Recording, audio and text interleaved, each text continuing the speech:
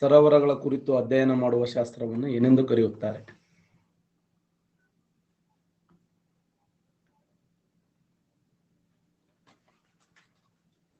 ಪೊಟಮಾಲಜಿ ಎನ್ನುವರು, ಲಿಮ್ನಾಲಜಿ ಎನ್ನುವರು, ಪೆಟ್ರೋಲಜಿ ಎನ್ನುವರು, ಇಸೋಬಾರ್ಸ್ ಎನ್ನುವರು.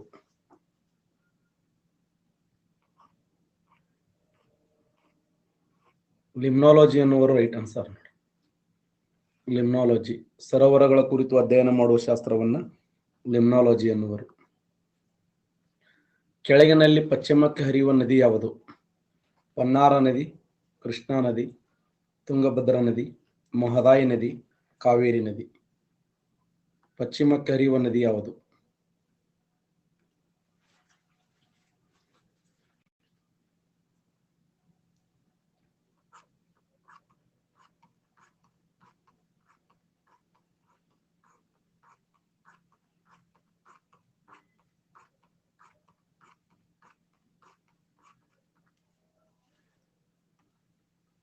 ಸರಿಯಾದಂತ ಉತ್ತರ ಮಹದಾಯಿ ನೋಡಿ. ಇದನ್ನು ಕರ್ನಾಟಕದಲ್ಲಿ ಮಹದಾಯಿ ಅಂತ ಕರೆದರೆ, ಗೋವಾ ರಾಜ್ಯದಲ್ಲಿ ಮಾಂಡೋವಿ ಅಂತ ಕರೀತಾರೆ. ಮಹದಾಯಿ ಇದಲ್ಲ, ಇದು ಇವೆಲ್ಲ ಪನ್ನಾರ್ ಆಗಿರಬಹುದು, ಕೃಷ್ಣ ಆಗಿರಬಹುದು, ತುಂಗಭದ್ರಾ ಆಗಿರಬಹುದು, ಪೂರ್ವಕ್ಕೆ ಹರಿಯುವಂತ ನದಿಗಳು ಇವೆಲ್ಲ. ಪೂರ್ವಕ್ಕೆ ಸಂಚಯನಗೊಂಡು ಎಲ್ಲಿ ಸೇರ್ತಾವ ಅಂದ್ರೆ ಬಂಗಾಳ ಕೊಲ್ಲಿಯನ್ನ ಸೇರ್ತಾವ. ಬಂಗಾಳ ಕೊಲ್ಲಿಯನ್ನ ಸೇರುವಂತ ನದಿಗಳು. ಅದರ ಮಹದಾಯಿ ಇದೆಯಲ್ಲ, ಇದು ಅರಬ್ಬಿ ಸಮುದ್ರವನ್ನು ಸೇರುವಂತ ನದಿಯಾಗಿದೆ. ಪೂರ್ವಕ್ಕೆ ಹರಿಯುವ ನದಿ ಯಾವುದು?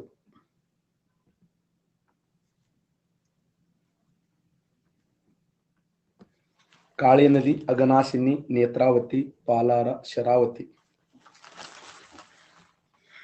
ಪೂರ್ವಕ್ಕೆ ಹರಿಯುವಂತ ನದಿ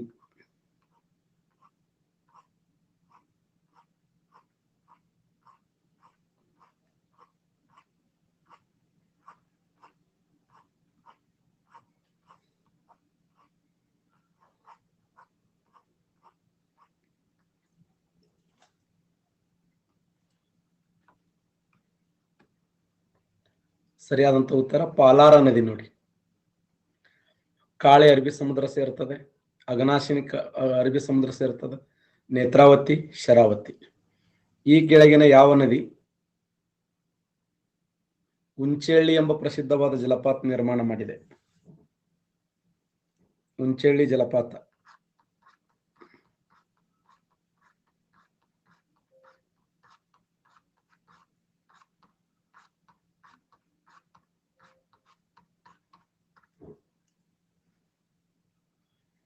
ಅಘನಾಶಿನಿ ನೋಡಿ. ಅಘನಾಶಿನಿ ಎಂಬ ನದಿ ನಿರ್ಮಾಣ ಮಾಡಿದ ಪ್ರಸಿದ್ಧವಾದ ಜಲಪಾತ ಯಾವ್ದಂದ್ರ ಉಂಚೇಳ್ಳಿ ಜಲಪಾತ.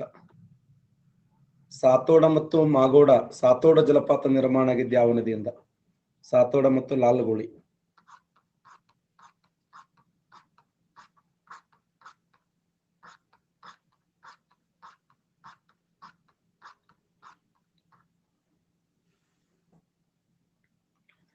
ಕಾಳಿ ನದಿಯಿಂದ ನಿರ್ಮಾಣ ಆಗಿದೆ ನೋಡಿ. ಕಾಳಿ ನದಿ ಎರಡು ಜಲಪಾತಗಳನ್ನು ನಿರ್ಮಾಣ ಮಾಡಿದೆ, ಒಂದು ಸಾತೋಡ ಜಲಪಾತ, ಇನ್ನೊಂದು ಲಾಲ್ಗುಳಿ ಫಾಲ್ಸ್. ಕೆಳಗಿನ ಯಾವ ನದಿ ವ್ಯವಸ್ಥೆ ಕರ್ನಾಟಕದಲ್ಲಿ ಕಾಣುವುದಿಲ್ಲ? ಕಾವೇರಿ, ಉತ್ತರ ಪಿನಕಾನಿ, ಪಾಲಾರ, ಮಹಾನದಿ. ಯಾವ ನದಿ ವ್ಯವಸ್ಥೆ ಕರ್ನಾಟಕ ರಾಜ್ಯದಲ್ಲಿ ನೋಡಲು ಸಾಧ್ಯವಿಲ್ಲ?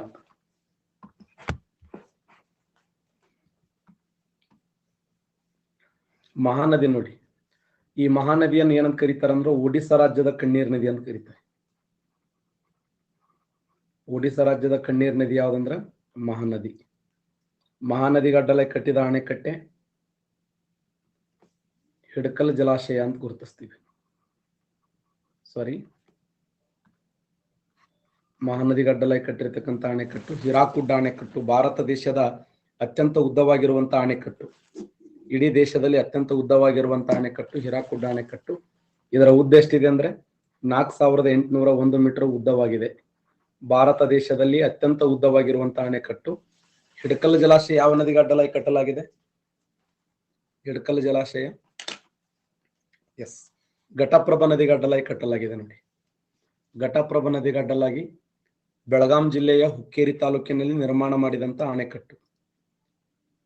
ಬೆಳಗಾಂ ಜಿಲ್ಲೆಯ ಹುಕ್ಕೇರಿ ತಾಲೂಕಿನಲ್ಲಿ ಕಟ್ಟಿದಂತ ಅಣೆಕಟ್ಟೆ ಹಿಡಕಲ್ ಜಲಾಶಯ. ಹಿಡಕಲ್ ಜಲಾಶಯ ಇರುವಂತ ಇನ್ನೊಂದು ಹೆಸರೇ ರಾಜ ಲಕ್ಕಂಗೌಡ ಜಲಾಶಯ ಅಂತ ಕರಿತೀವಿ.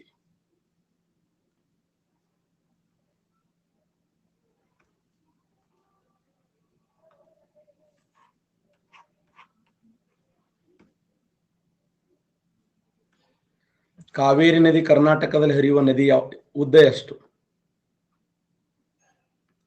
ಎಷ್ಟು ಕಿಲೋಮೀಟರ್ ಕರ್ನಾಟಕ ರಾಜ್ಯದಲ್ಲಿ ಹರಿಯುತ್ತದೆ?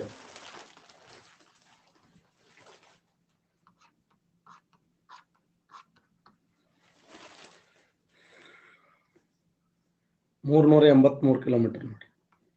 ಟೋಟಲ್ ಲೆಂತ್ ಎಷ್ಟಿದೆ? 805 ಕಿಲೋಮೀಟರ್ ಒಟ್ಟು ಇದ್ದರೆ ಕರ್ನಾಟಕ ರಾಜ್ಯದಲ್ಲಿ 383 ಕಿಲೋಮೀಟರ್.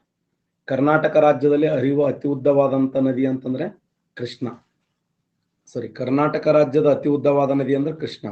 ಕರ್ನಾಟಕ ರಾಜ್ಯದಲ್ಲಿ ಹರಿಯುವ ಅತಿ ಉದ್ದವಾದ ನದಿ ಅಂದ್ರೆ ಕೃಷ್ಣಾ ನದಿ. ಬಟ್ ಕೃಷ್ಣ ಕರ್ನಾಟಕ ರಾಜ್ಯದ್ದಲ್ಲ, ಕಾವೇರಿ ಕರ್ನಾಟಕ ರಾಜ್ಯದ್ದು. ಈ ಕಾವೇರಿ ನದಿ ಬರೋಬ್ಬರಿ ಎಷ್ಟು ರಾಜ್ಯಗಳ ಮೂಲಕ ಹರಿತು ಅಂದ್ರೆ 3 ರಾಜ್ಯಗಳ ಮೂಲಕ ಹರಿತು. ತಮಿಳುನಾಡು, ಕರ್ನಾಟಕ, ಕೇರಳ.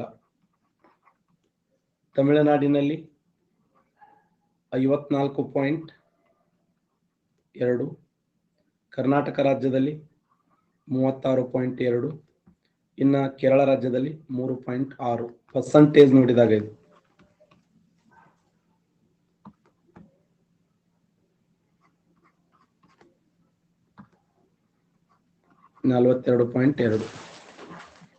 ಕರೆಕ್ಟಾ? ಎಲ್ಲ ಕೊಡಿ 100 ಆಗ್ತದೆ ನೋಡಿ. ಈ ನದಿಯ ಜಲಾಯನ ಪ್ರದೇಶ ತಮಿಳುನಾಡಲ್ಲಿ 54.4%, ಕರ್ನಾಟಕ ರಾಜ್ಯದಲ್ಲಿ 42.2%, ಕೇರಳ ರಾಜ್ಯದಲ್ಲಿ 3.6%. ಟೋಟಲ್ ನದಿಯ ಏನು ಉದ್ದ ಎಷ್ಟಿದೆ ಅಂದ್ರೆ 805 ಕಿಲೋಮೀಟರ್ ಉದ್ದ ಹರಿಯುತ್ತೆ. ಚುಂಚನಕಟ್ಟಿ ಜಲಪಾತ ಕಾವೇರಿ ನದಿಯಿಂದ ನಿರ್ಮಾಣಗೊಂಡಿದೆ. ಚುಂಚನಕಟ್ಟಿ ಎಲ್ಲಿದೆ? ಮಂಡ್ಯದಲ್ಲಿದೆ, ಚಾಮರಾಜನಗರದಲ್ಲಿದೆ. ಯಾವ ಸ್ಥಳದಲ್ಲಿದೆ? ಮೈಸೂರು, ತಮಿಳುನಾಡು. ಕರೆಕ್ಟ್ ಆನ್ಸರ್ ಮಾಡ್ತೀರಿ?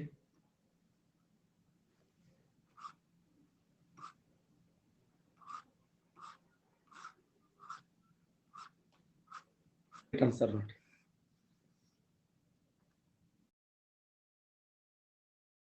ಉತ್ತರ ಮೈಸೂರಿನಲ್ಲಿದೆ ನೋಡಿ. ಕರೆಕ್ಟಾ? ಚುಂಚನಕಟ್ಟಿ ಎಂಬ ಜಲಪಾತ ಎಲ್ಲಿದೆ ಅಂದ್ರೆ ಮೈಸೂರಿನ KR ನಗರ ಅಂತ ಏನ್ ಕರಿತೀವಲ್ಲ ಅಲ್ಲಿ ಈ ಒಂದು ಚುಂಚನಕಟ್ಟಿ ಜಲಪಾತ ಇದೆ. ಗಗನಚುಕ್ಕಿ ಮತ್ತು ಭರಚುಕ್ಕಿ ಎಲ್ಲಿದಾವೆ? ಗಗನಚುಕ್ಕಿ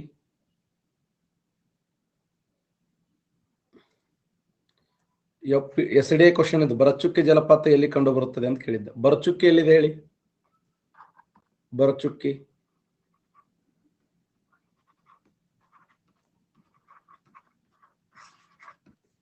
ಭರಚುಕ್ಕಿ ಜಲಪಾತ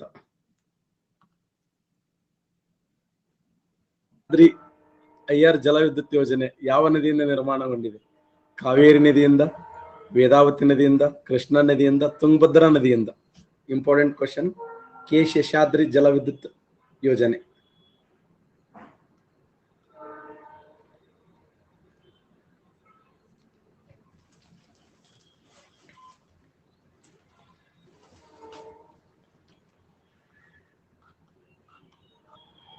ಕಾವೇರಿ ರೈಟ್ ಆನ್ಸರ್ ನೋಡಿ.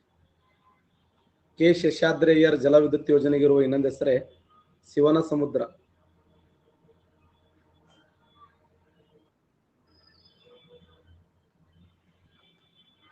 ಕರೆಕ್ಟಾ? ಶಿವನ ಸಮುದ್ರ ಜಲವಿದ್ಯುತ್ ಯೋಜನೆಗಿರುವ ಇನ್ನೊಂದು ಹೆಸರು ಕೆ ಶೇಷಾದ್ರಿ ಅಯ್ಯರ್ ಅನ್ನುವಂತ ಹೆಸರಿಂದ ಕರೀತಾರೆ. ಈ ಕೆಳಗಿನ ಯಾವ ನದಿಗೆ ಅಡ್ಡಲಾಗಿ ಮಾರಿ ಕಣಿವೆ ಯೋಜನೆ ನಿರ್ಮಾಣ ಮಾಡಲಾಯಿತು? ಮಾರಿ ಕಣಿವೆ ಯೋಜನೆ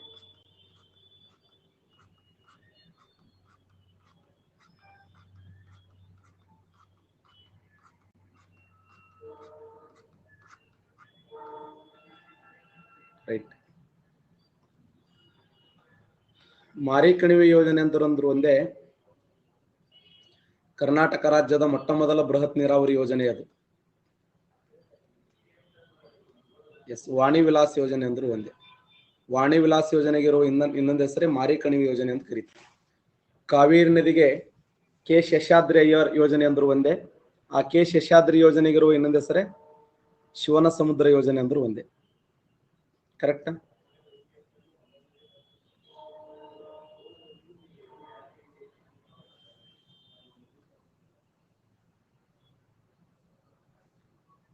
ಕರ್ನಾಟಕ ಮತ್ತು ತಮಿಳುನಾಡು ನಡುವೆ ಗಡಿರೇಖೆಯಾಗಿ ಹರಿಯುವ ನದಿ ಯಾವುದು?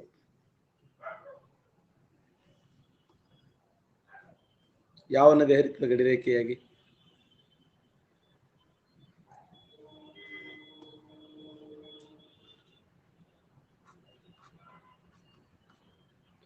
ಮೊಯಾರ ಅನ್ನುವಂಥ ನದಿ ಹರಿತದೆ ನೋಡಿ.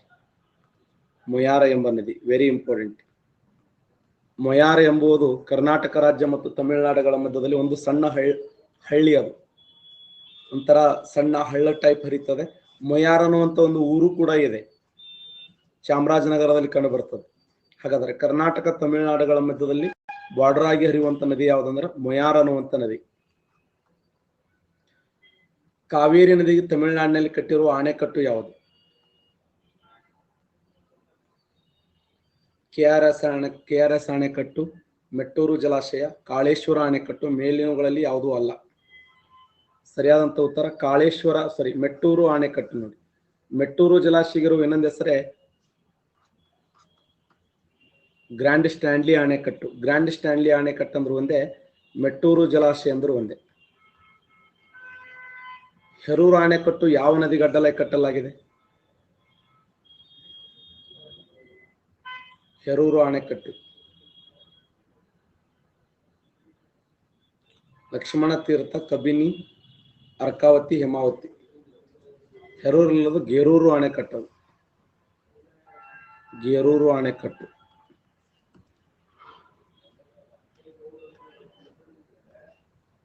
ಗೋರೂರು ಅಥವಾ ಗೇರೂರು ಅಣೆಕಟ್ಟು ಯಾವ ನದಿಗಡ್ಡಲಾಗಿ ಕಟ್ಟಲಾಗಿದೆ?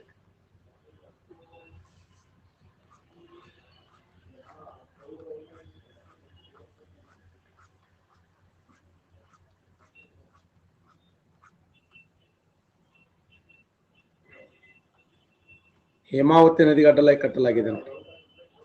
ಹೇಮಾವತಿ.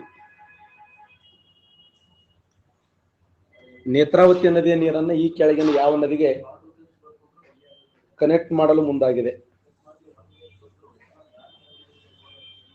ನೇತ್ರಾವತಿ ನದಿಯ ನೀರನ್ನು ಯಾವ ನದಿ ಕನೆಕ್ಟ್ ಮಾಡಲು ಮುಂದಾಗಿದೆ? ಅರ್ಕಾವತಿಗೆ ನೋಡಿ. ನೇತ್ರಾವತಿ ನದಿಯ ನೀರನ್ನು ಅರ್ಕಾವತಿಗೆ ಕನೆಕ್ಟ್ ಮಾಡುವ ಉದ್ದೇಶ ಹೊಂದಲಾಗಿದೆ.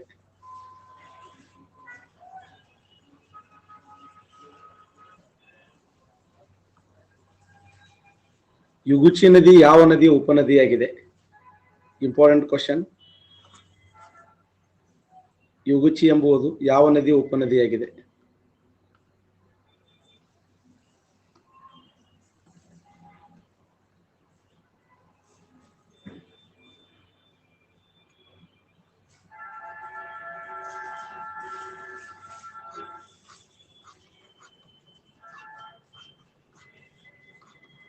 ಹೇಮಾವತಿ ನದಿಯ ಉಪನದಿಯಾಗಿದೆ ಅಂತ.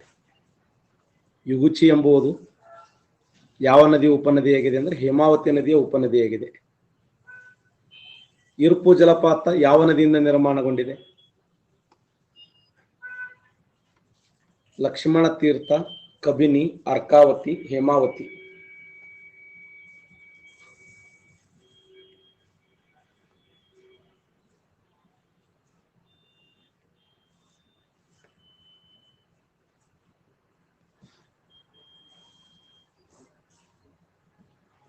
ಲಕ್ಷ್ಮಣ ತೀರ್ಥ ನೋಡಿ. ಲಕ್ಷ್ಮಣ ತೀರ್ಥ.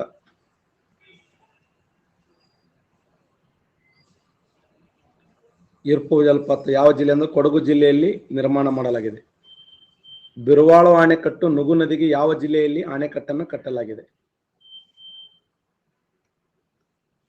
ಮೈಸೂರು, ರಾಮನಗರ, ಮಂಡ್ಯ, ಚಾಮರಾಜನಗರ.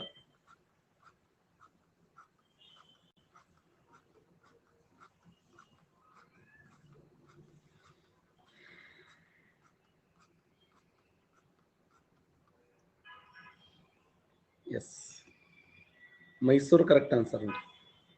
ಮೈಸೂರು ಜಿಲ್ಲೆಯ ಹೆಗ್ಗಣದೇವನಕೋಟೆ ಬಿರುವಾಳು ಎಂಬ ಸ್ಥಳದಲ್ಲಿ ನುಗು ನದಿಗಡ್ಡಲಾಗಿ ಕಟ್ಟಿರ್ತಕ್ಕಂಥ ಅಣೆಕಟ್ಟು. ನುಗು ಅಣೆಕಟ್ಟನ್ನ ಬಿರುವಾಳ ಎಂಬ ಸ್ಥಳದಲ್ಲಿ ಕಟ್ಟಲಾಗಿದೆ, ಅದಕ್ಕೆ ಬಿರುವಾಳ ಅಣೆಕಟ್ಟು ಅಥವಾ ನುಗು ಅಣೆಕಟ್ಟು ಅಂತೇಳಿ ಗುರುತಿಸ್ತೀವಿ.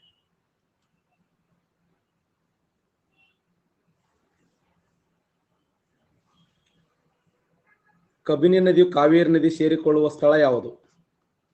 ಯಾವ ಸ್ಥಳದಲ್ಲಿ ಬಂದು ಸೇರುತ್ತದೆ?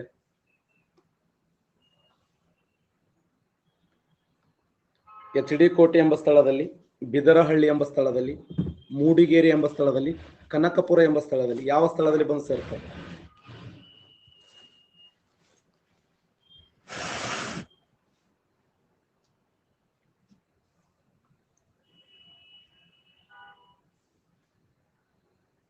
ಬಿದರಹಳ್ಳಿಯಲ್ಲಿ ರೈಟ್. ಕಬಿನಿ ನದಿಯು ಕಾವೇರಿ ನದಿಯನ್ನು ಸೇರಿಕೊಳ್ಳುವ ಸ್ಥಳ ಯಾವುದಂದ್ರೆ ಬಿದರಹಳ್ಳಿ. ಕಬಿನಿ ನದಿಯ ಉಪನದಿ ಯಾವುದು?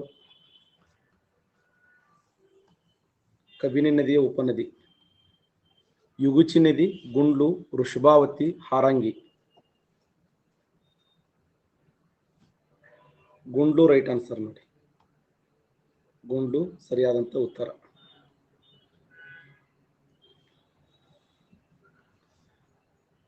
ತಿಪ್ಪಗೊಂಡನಹಳ್ಳಿ ಜಲಾಶಯ ಯಾವ ನದಿ ನಿರ್ಮಾಣ ಮಾಡಲಾಗಿದೆ?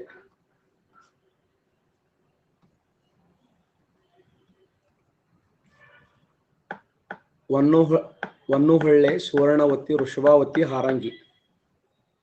ರೈಟ್. ವೃಷಭಾವತಿ ರೈಟ್ ಆನ್ಸರ್ ನೋಡಿ. ವೃಷಭಾವತಿ.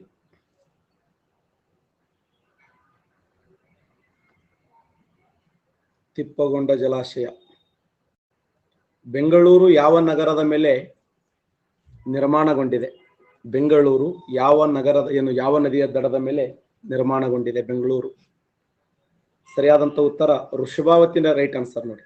ವೃಷಭಾವತಿ ನದಿಯ ದಡದ ಮೇಲೆ ನಿರ್ಮಾಣಗೊಂಡಿದೆ. ವೃಷಭಾವತಿ.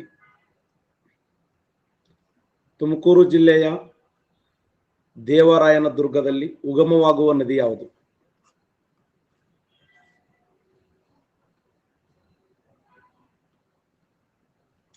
ಅರ್ಕಾವತಿ ನದಿ, ಸಿಂಸಾ ನದಿ, ವನ್ನಹೊಳ್ಳೆ ನದಿ, ಹಾರಂಗಿ ನದಿ. ಎಲ್ಲ ಕರ್ನಾಟಕ ರಾಜ್ಯದ ನದಿಗಳ ಫೇಮಸ್.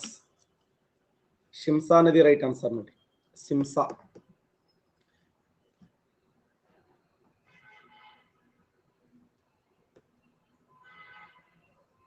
ಕಾವೇರಿ ವಿವಾದ ಮಂಡಳಿ ನಿರ್ಮಾಣ ಮಾಡಲಾದ ವರ್ಷ ಯಾವ ವರ್ಷದ ನಿರ್ಮಾಣ ಮಾಡಲಾಗಿದೆ? 1992, 1924, 1990, 2007. 1990 ರೈಟ್ ಆನ್ಸರ್ ನೋಡಿ.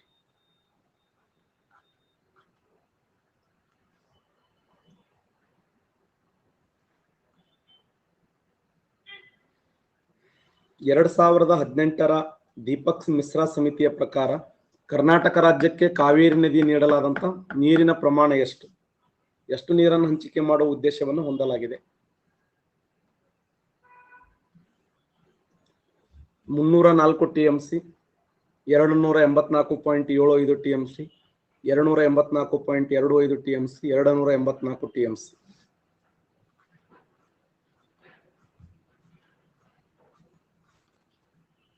ರೈಟ್. 284.75 TMC ನೋಡಿ. ಯಾಕಂದ್ರೆ ತಮಿಳುನಾಡಿಗೆ ಎಷ್ಟು ಹಂಚಿಕೆ ಮಾಡ್ಲಕ್ ಮುಂದಾಗಿದೆ? ಪಾಂಡಿಚೇರಿಗೆ 7 TMC, ಕೇರಳ ರಾಜ್ಯಕ್ಕೆ 30 TMC, ಕರ್ನಾಟಕ ರಾಜ್ಯಕ್ಕೆ 84.75 TMC, ತಮಿಳುನಾಡಿಗೆ 404.25 TMC. ತಮಿಳುನಾಡಿಗೆ 404.25 TMC, ಕರ್ನಾಟಕ ರಾಜ್ಯಕ್ಕೆ 284.75 TMC, ಕೇರಳ ರಾಜ್ಯಕ್ಕೆ 30 TMC, ಪಾಂಡಿಚೇರಿಗೆ 7 TMC. ಕರೆಕ್ಟಾ?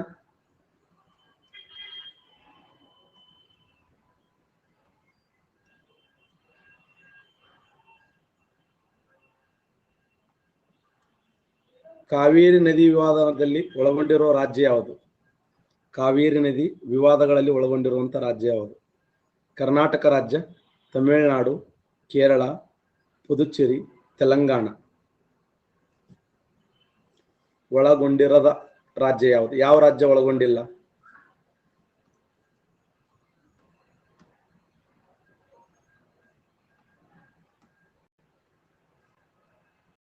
ಕರ್ನಾಟಕ ಇದೆ, ತಮಿಳುನಾಡು ಇದೆ, ಕೇರಳ ಇದೆ, ಪುದುಚೇರಿ ಇದೆ. ಬಟ್ ಯಾವ ರಾಜ್ಯ ಇಲ್ಲ ಅಂದ್ರೆ ತೆಲಂಗಾಣ ಇಲ್ಲ. ಕೆಳಗಿನ ಯಾವ ನದಿ ರೇಡಿಯಲ್ ರಿವರ್ ಸಿಸ್ಟಮ್ಗೆ ಒಳಗಾಗಿದೆ? ರೇಡಿಯಲ್ ಒಳಚರಂಡಿ ಮಾದರಿಗೆ ಯಾವ ನದಿ ಸೇರಿದೆ? ಕಾವೇರಿ ನದಿ, ಕಾಳಿ ನದಿ, ಪೆನ್ನಾರ್ ನದಿ, ವೇದಾವತಿ ನದಿ.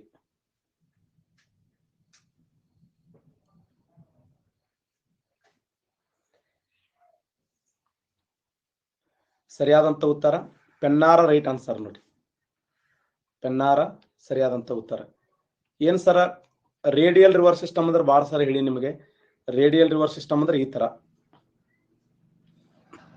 ಬೇರೆ ಬೇರೆ ಒಂದೇ ಪರ್ವತದಲ್ಲಿ ಹುಟ್ಟುವಂತ ನದಿಗಳು ಬೇರೆ ಬೇರೆ ದಿಕ್ಕುಗಳಿಗೆ ಹರಿತಿದ್ವು ಅಂದ್ರೆ ಅವುಗಳನ್ನ ರೇಡಿಯಲ್ ರಿವರ್ ಸಿಸ್ಟಮ್ ಅಂತ ಕರಿತೀವಿ. ಹೌದಾ ಅಲ್ಲೋ? ಇವತ್ತು ನಮ್ಮ ನಂದಿದುರ್ಗ ನದಿ ವ್ಯವಸ್ಥೆ ಇದೆಯಲ್ಲ ಕರ್ನಾಟಕ ರಾಜ್ಯದಲ್ಲಿ, ಕರ್ನಾಟಕ ರಾಜ್ಯದ ನಂದಿದುರ್ಗ ನದಿ ವ್ಯವಸ್ಥೆ ಅನ್ನೋದು ಇದೊಂದು ರೇಡಿಯಲ್ ರಿವರ್ ಸಿಸ್ಟಮ್ ಅಂತ ಕರಿತೀವಿ. ನಂದಿದುರ್ಗ ನದಿ ವ್ಯವಸ್ಥೆ. ಬಹಳಷ್ಟು ನದಿಗಳು ಈ ಭಾಗದಲ್ಲಿ ಹುಟ್ಟಿ ಬೇರೆ ಬೇರೆ ದಿಕ್ಕುಗಳಿಗೆ ಹರಿತಾವ. ಅದಕ್ಕೆ ಇವುಗಳನ್ನ ಏನಂತ ಕರೆದ್ರಂದ್ರ ರೇಡಿಯಲ್ ರಿವರ್ ಸಿಸ್ಟಮ್. ಉದಾಹರಣೆ ಇವತ್ತು ಅರ್ಕಾವತಿ ನದಿ ಆಗಿರಬಹುದು ಈ ಭಾಗದಲ್ಲಿ, ಅರ್ಕಾವತಿ ನದಿ.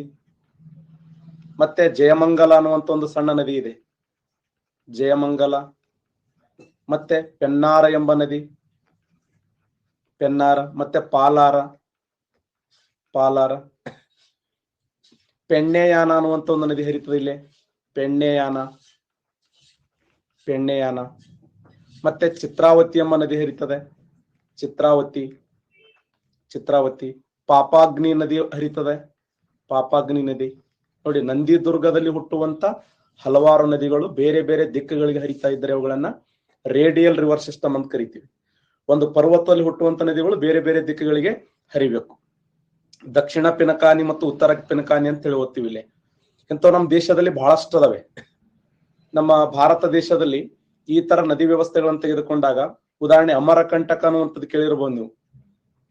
ಅಮರಕಂಟಕ ಕೇಳಿರಿ ಅಕ್ಕ, ದಿನ ಅದ್ರ ಬಗ್ಗೆ ಹೇಳ್ತೀನಿ. ಅಮರಕಂಟಕದಲ್ಲಿ ಒಂದ್ ಕಡೆ ನರ್ಮದಾ ನದಿ ಹುಟ್ಟಿರ್ತದೆ, ನರ್ಮದಾ ನದಿ ಈ ಭಾಗಕ್ಕೆ, ನರ್ಮದಾ ನದಿ. ಹೌದಾ? ಇನ್ನೊಂದು ಭಾಗಕ್ಕೆ ವಿಶೇಷವಾಗಿ ಒಂದು ನರ್ಮದಾ, ಆಮೇಲೆ ಸೋನು ನದಿ ಹರಿತದೆ, ಸೋನು, ಸೋನು. ಈ ಭಾಗಕ್ಕೆ ಚಂಬಲ್ ನದಿ ಹರಿತದೆ, ಚಂಬಲ್. ಈ ತರ ಈ ಅಮರಕಂಟಕ ಅನ್ನುವಂತ ಪರ್ವತದಲ್ಲಿ ಹುಟ್ಟಿದಂತ ನದಿಗಳು ಬೇರೆ ಬೇರೆ ದಿಕ್ಕುಗಳಿಗೆ ಹರಿತವೆ. ಚಂಬಲ್ ಆಗಿರಬಹುದು, ಸೋನು ಆಗಿರಬಹುದು, ನರ್ಮದಾ ಆಗಿರಬಹುದು. ಇದು ಅಮರಕಂಟಕ ಅನ್ನುವಂಥದ್ದು. ಮತ್ತೆ ಇನ್ನೊಂದು ವಿಶೇಷ ಇದೆ, ಮಾಂಡವಿ ಬೆಟ್ಟಗಳು ಅಂತ ಕೇಳಿರ್ಬೋದು ನೀವು, ಮಾಂಡವ ಬೆಟ್ಟಗಳು. ಇಲ್ಲಿ ಕೂಡ ಇದು ರೇಡಿಯಲ್ ರಿವರ್ ಸಿಸ್ಟಮ್ ಅನ್ನೇ. ಮತ್ತೆ ಛೋಟಾ ನಾಗ್ಪುರ,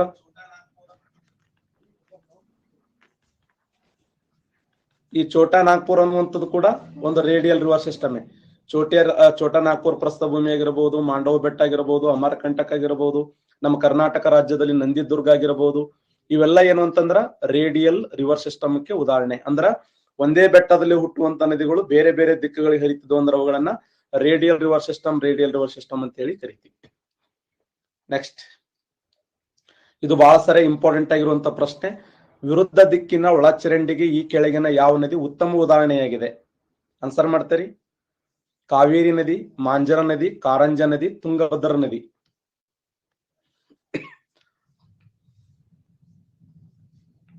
ವಿರುದ್ಧ ದಿಕ್ಕಿಗೆ ಹರಿಬೇಕು.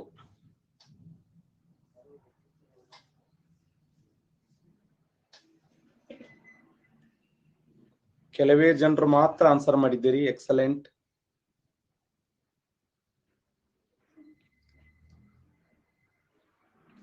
ಸರಿಯಾದಂತ ಉತ್ತರ ಕಾರಂಜ ನದಿ. ರೈಟ್ ಆನ್ಸರ್ ನೋಡಿ, ಕಾರಂಜ ನದಿ ಸರಿಯಾದಂತ ಉತ್ತರ. ಸರಿ, ಏನ್ರಿ ಹಿಂಗಂದ್ರ ಈ ಉದಾಹರಣೆ ನೋಡಿ, ಈ ಭಾಗದಲ್ಲಿ ಗೋದಾವರಿ ನದಿ ಹರಿತದೆ. ನಮ್ಮ ರಾಜ್ಯ ನೋಡಲು ಯಾವ ಆಕಾರದಲ್ಲಿದೆ ಅಂದ್ರೆ ಗೋಡಂಬಿ ಆಕಾರದಲ್ಲಿದೆ. ಹೌದಾ? ಈ ಭಾಗದಲ್ಲಿ ಗೋದಾವರಿ ನದಿ ಸಂಚಯನಗೊಳ್ಳುತ್ತದೆ, ಗೋದಾವರಿ ನದಿ. ಇನ್ನ ಈ ಭಾಗದಲ್ಲಿ ಮಾಂಜರ ನದಿ ಹರಿತದೆ, ಮಾಂಜರ ನದಿ ಬೀದರ್ ಜಿಲ್ಲೆ ಮೂಲಕ ಹರಿತದೆ. ನದಿಗಳು ಹೆಂಗಾಗ್ಬೇಕಂದ್ರೆ ಈ ದಿಕ್ಕಿನಲ್ಲಿ ಹರ್ಕೊಂಡ್ ಬರ್ಬೇಕು. ಈ ತರ ನದಿಗಳು ಬಂದು ಸೇರ್ತವೆ. ಹೌದಾ? ಇವೆಲ್ಲ ಉಪನದಿಗಳಂತ ಹೇಳಿ ಗುರುತಿಸ್ತೀವಿ. ಆದ್ರ ಕಾರಂಜ ನದಿ ಇದೆಯಲ್ಲ ಹಂಗಲ್ಲ, ಇದು ವಿರುದ್ಧ ದಿಕ್ಕಿನಲ್ಲಿ ಈ ತರ ಬಂದು ಸೇರ್ತದೆ, ಅಪೋಸಿಟ್ ದಿಕ್ಕಿನಲ್ಲಿ. ಅಪೋಸಿಟ್ ನಲ್ಲಿ ಬಂದು ಸೇರುವುದರಿಂದ ವಿರುದ್ಧ ದಿಕ್ಕು ಅಂತ ಗುರುತಿಸ್ತೀವಿ. ಅದಕ್ಕೆ ವಿರುದ್ಧ ದಿಕ್ಕು. ಇದು ಗೋದಾವರಿ, ಇದು ಮಾಂಜರದ ಅಪೋಸಿಟ್ ಬಂದು ಈ ತರ ಕಾರಂಜ ಅನ್ನುವಂತ ಒಂದು ಸಣ್ಣ ಉಪನದಿ ಬಂದು ಈ ಒಂದು ಮಾಂಜರ ನದಿಗೆ ಬಂದು ಸೇರ್ತದ. ಆ ಉದ್ದೇಶಕ್ಕಾಗಿ ಈ ಕ್ವಶನ್ ಏನಿದೆ ಅಂದ್ರ ನಂತರದ ವಿರುದ್ಧ ದಿಕ್ಕು ಒಳಚರಂಡಿಗೆ ಈ ಕೆಳಗಿನ ಯಾವ ನದಿ ಉತ್ತಮ ಉದಾಹರಣೆಯಾಗಿದೆ ಅಂದ್ರೆ ಕರ್ನಾಟಕ ರಾಜ್ಯದಲ್ಲಿ ಕಾರಂಜ ಅನ್ನುವಂತ ನದಿ. ಕಾರಂಜ ನದಿಗೆ ಅಡ್ಡಲಾಗಿ ಕಟ್ಟಿದ ಅಣೆಕಟ್ಟೆ ಕಾರಂಜ ಅಣೆಕಟ್ಟು ಯಾವ ಜಿಲ್ಲೆಯಲ್ಲಿ ಇದೆ ಅಂದ್ರೆ ಬೀದರ್ ಜಿಲ್ಲೆಯಲ್ಲಿ ಕಂಡು ಬರ್ತದೆ. ಕೇಳಿಸ್ತಾ ಇದೆಯಾ? ಕ್ಲಿಯರ್ ಇದೆಯಲ್ಲ? Okay okay. ಇದರ ಬಗ್ಗೆ ಕರ್ನಾಟಕ ರಾಜ್ಯದಲ್ಲಿ ಈಶಾನ್ಯ ಅಭಿಮುಖವಾಗಿ ಹರಿಯುವ ನದಿ ಯಾವುದು? ಕರ್ನಾಟಕ ರಾಜ್ಯದಲ್ಲಿ ಈಶಾನ್ಯ ಅಭಿಮುಖವಾಗಿ ಹರಿಯುವ ನದಿ ಯಾವುದು? ಸೂಪರ್. ಕರ್ನಾಟಕ ರಾಜ್ಯದಲ್ಲಿ ಈಶಾನ್ಯ ಅಭಿಮುಖವಾಗಿ ಹರಿಯುವ ನದಿ ಯಾವ್ದಂದ್ರ ತುಂಗಭದ್ರಾ ನದಿ. ನೋಡಿ, ತುಂಗಭದ್ರಾ ನದಿ ಇದೆಯಲ್ಲ, ಈಶಾನ್ಯ ಅಭಿಮುಖ ಉತ್ತರ ಕರ್ನಾಟಕ ದಕ್ಷಿಣ ಕರ್ನಾಟಕಗಳನ್ನ ಇಬ್ಬಾಗ ಮಾಡುವಂತ ನದಿ ಅಂತ ನೋಡ್ತೀವಿ. ತುಂಗಭದ್ರಾ ನದಿ ಇದು ಈಶಾನ್ಯ ಅಭಿಮುಖವಾಗಿ ಹರಿಯುವಂತ ನದಿಯಾಗಿದೆ. ನೆಕ್ಸ್ಟ್ ಕ್ವಶನ್, ಯುಗುಚಿ ಯಾವ ನದಿಯ ಉಪನದಿಯಾಗಿದೆ? ಆನ್ಸರ್ ಮಾಡ್ತಾರೆ. ಯುಗುಚಿ ಅನ್ನೋದು ಯಾವ ನದಿಯ ಉಪನದಿಯಾಗಿದೆ? ವೇದಾವತಿ, ಹೇಮಾವತಿ, ಲೋಕಪಾವನಿ, ಸಿಂಸಾ. ಯುಗುಚಿ ಎಂಬುದು ಯಾವ ನದಿಯ ಉಪನದಿಯಾಗಿದೆ?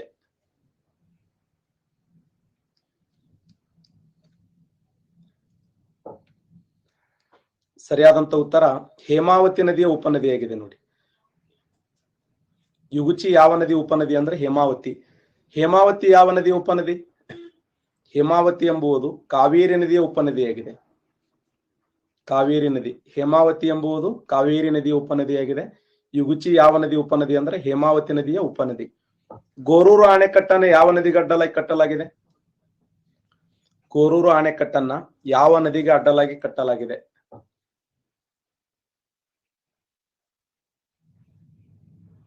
ಗೋರೂರು ಅಣೆಕಟ್ಟನ್ನ ಯಾವ ನದಿಗೆ ಅಡ್ಡಲಾಗಿ ಕಟ್ಟಲಾಗಿದೆ ಅಂದ್ರೆ ಸೂಪರ್, ಹೇಮಾವತಿ ನದಿಗೆ ಅಡ್ಡಲಾಗಿ ಕಟ್ಟಲಾಗಿದೆ. ನೋಡಿ, ಹಾಸನ್ ಮತ್ತು ತುಮಕೂರುಗಳ ಮಧ್ಯದಲ್ಲಿ ವಿವಾದಾತ್ಮಕವಾಗಿರುವಂತ ನದಿ ಹಂಚಿಕೆಯಲ್ಲಿ, ನೀರಿನ ಹಂಚಿಕೆಯಲ್ಲಿ ವಿವಾದ ಇದೆ. ಅದು ಹೇಮಾವತಿ ನದಿಗೆ ಅಡ್ಡಲಾಗಿ ಕಟ್ಟಿದ ಅಣೆಕಟ್ಟೆ ಗೋರೂರು ಅಣೆಕಟ್ಟು ಅಂತ ಹೇಳಿ ಗುರುತಿಸ್ತೀವಿ. ಕನ್ನಡದ ಮೊಟ್ಟ ಮೊದಲ ಅಣೆಕಟ್ಟು ಅಂದ್ರೆ ವಾಣಿ ವಿಲಾಸ ಅಣೆಕಟ್ಟು ಅಥವಾ ಮಾರಿ ಕಣಿವೆ ಯೋಜನೆ ಯಾವ ನದಿಗೆ ಅಡ್ಡಲಾಗಿ ಕಟ್ಟಲಾಗಿದೆ? ಕರ್ನಾಟಕ ರಾಜ್ಯದ ಮೊಟ್ಟ ಮೊದಲ ಅಣೆಕಟ್ಟು ಅಂದ್ರ ವಾಣಿ ವಿಲಾಸ್ ಯೋಜನೆ ಅಥವಾ ಮಾರಿ ಕಣಿವೆ ಯೋಜನೆ. ಸೂಪರ್. ಯಾವ ನದಿಗೆ ಅಡ್ಡಲಾಗಿ ಅಂದ್ರೆ ವೇದಾವತಿ ನದಿಗೆ ಅಡ್ಡಲಾಗಿ ಕಟ್ಟಿದಂತ ಅಣೆಕಟ್ಟು. ನೋಡಿ, ನೋಡಲು ಯಾವ ನಕ್ಷೆಯಲ್ಲಿ ಅಂದ್ರೆ ಇಂಡಿಯಾ ಮ್ಯಾಪ್ ನೋಡಿದಂಗ ಅನಿಸ್ತದೆ. ಭಾರತದ ನಕ್ಷೆ ಆಕಾರದಲ್ಲಿ ಕಂಡು ಬರುವಂತ ಅಣೆಕಟ್ಟು ಅಂದ್ರ ಅದು ವಾಣಿ ವಿಲಾಸ ಅಣೆಕಟ್ಟು. ವಾಣಿ ವಿಲಾಸ ಅಣೆಕಟ್ಟಿಗಿರುವ ಇನ್ನೊಂದು ಹೆಸರೇ ಮಾರಿ ಕಣಿವೆ ಯೋಜನೆ ಅಂತ ಹೇಳಿ ಗುರುತಿಸ್ತೀವಿ. ಈ ಕೆಳಗಿನ ಯಾವ ನದಿಯು ಕರ್ನಾಟಕದಲ್ಲಿ ಅತಿ ದೊಡ್ಡ ಜಲಾಯನ ಪ್ರದೇಶವನ್ನು ಹೊಂದಿದೆ? Super question, very important. ಜಲಾಯನ ಪ್ರದೇಶ ಅಂದ್ರೆ ಏನು? ರಿವರ್ ಬೇಸಿನ್ ಅಂತ ಕರಿತೀವಿ. ರಿವರ್ ಬೇಸಿನ್ ಅಂದ್ರೆ ಏನು? ನದಿ ಹರಿಯುವಂತ ಒಂದು ಪಾತ್ರೆ. ಇದೆಯಲ್ಲ, ಆ ಮಾರ್ಗವನ್ನ ರಿವರ್ ಬೇಸಿನ್ ಅಂತ ಕರಿತೀವಿ ಅಥವಾ ಜಲಾಯನ ಪ್ರದೇಶ. ಕೆಳಗಿನ ಯಾವ ನದಿಯು ಕರ್ನಾಟಕದಲ್ಲಿ ಅತಿ ದೊಡ್ಡ ಜಲಾಯನ ಪ್ರದೇಶವನ್ನು ಹೊಂದಿದೆ? ಕಾವೇರಿ, ಪಶ್ಚಿಮಕ್ಕೆ ಹರಿಯುವ ನದಿಗಳು ತುಂಗಭದ್ರಾ, ವೇದಾವತಿ. ಆನ್ಸರ್ ಮಾಡ್ತೀರಿ?